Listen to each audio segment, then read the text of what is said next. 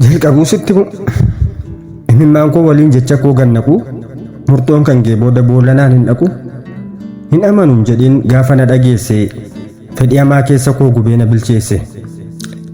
natti miin kee kana isa tuun dhaga'iin fuula dukkaneessu amilee jechootaas hin harkatti busheessu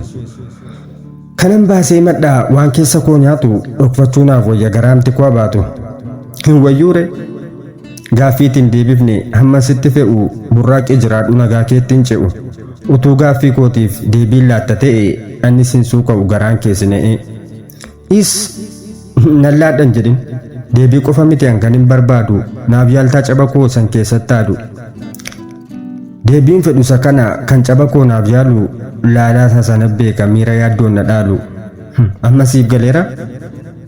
fedhiin dhoksee boo'uuf maqaa keessa dha'ee sirraachi hin fagaanne baduu yaadus ka'e.